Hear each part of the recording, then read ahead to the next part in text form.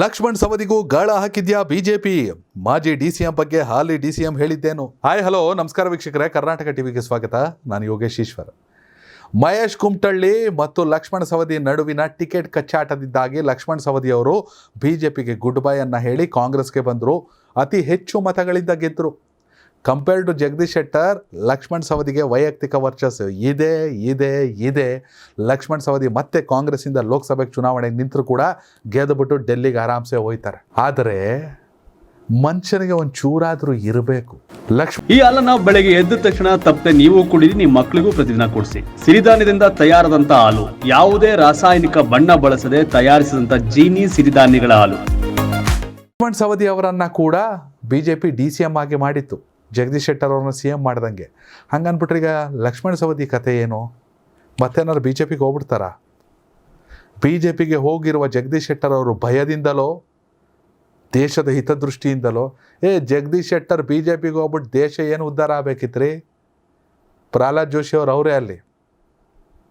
ಪ್ರಧಾನಿ ಮೋದಿ ಅವರು ಮತ್ತೆ ಆಗಬೇಕನ್ನೋ ಅಭಿಲಾಷೆ ಏನು ಗೆಣಸ್ಕೀಳ್ತಿದ್ರ? ಆವಾಗ ಟಿಕೆಟ್ ಕೊಡ್ತಿದ್ದಾಗ ಬಾಯಿ ಬಂದಂಗೆ ಮಾತಾಡ್ತಿದ್ರು.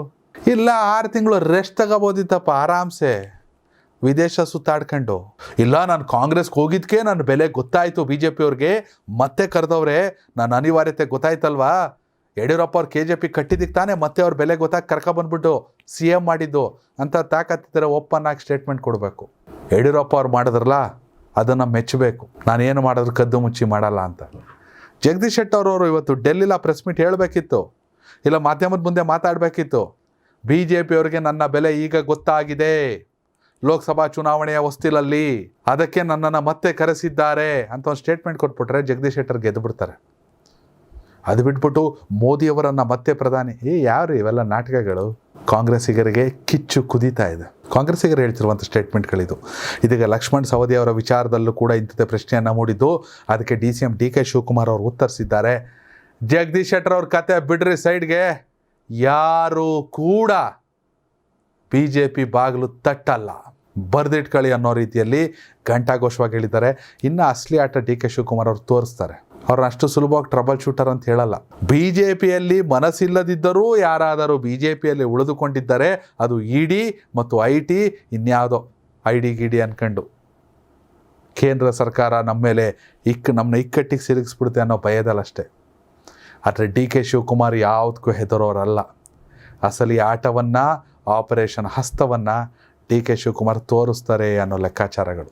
CM ಸಿದ್ದರಾಮಯ್ಯ ಅವ್ರು ಹೇಳ್ತಿದ್ರು, ಮೋದಿ ಅಂದ್ಬಿಟ್ರೆ ಗಡ ಗಡ ಗಡ ಗಡ ಗಡ ಅಂತ. ಮೋದಿನೂ ಬಿಲ್ಡಪ್ ಕೊಟ್ಟಿದ್ದೆ ಮೊನ್ನೆ ಬೆಂಗಳೂರಿಗೆ ಬಂದಾಗ. ಸಿದ್ದರಾಮಯ್ಯವ್ರು ಕೂತಿದ್ರು, ಮೋದಿಯವ್ರನ್ನ ಜನ ಮೋದಿ ಮೋದಿ ಮೋದಿ ಅಂತಿದ್ರು. ಐಸಾ ಹೋತಾ ಹೈ CM ಜಿ ಅಂತ, ಹಿಂಗೆಲ್ಲ ಆಗುತ್ತೆ ಅಂತ.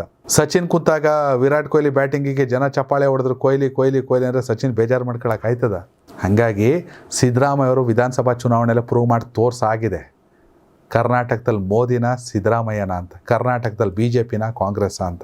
ಹೀಗಾಗಿ ಲಕ್ಷ್ಮಣ್ ಸವದಿ ಅವರ ವಿಚಾರದಲ್ಲಿ ಕೂಡ ಎದ್ದಿರುವಂಥ ಪ್ರಶ್ನೆಗಳಿಗೆ DK ಶಿವಕುಮಾರ್ ಅವರು ಉತ್ತರ ಕೊಟ್ಟವ್ರೆ, ಚಾನ್ಸೇ ಇಲ್ಲ, ಯಾರೂ ಹೋಗಲ್ಲ ಅಂತ. ಬಟ್ ಪರಿಸ್ಥಿತಿ ಏನೂ ಹೇಳೋಕ್ಕಾಗಲ್ಲ. ಲಕ್ಷ್ಮಣ ಸವದಿ ಲಕ್ಷ್ಮಣ ರೇಖೆಯನ್ನು ದಾಟಿ ಮತ್ತೆ ಹೋಯ್ತಾರ? ನಿಮ್ಮ ಅಭಿಪ್ರಾಯ ಕಾಮೆಂಟ್ ಮಾಡಿ. ಧನ್ಯವಾದಗಳು.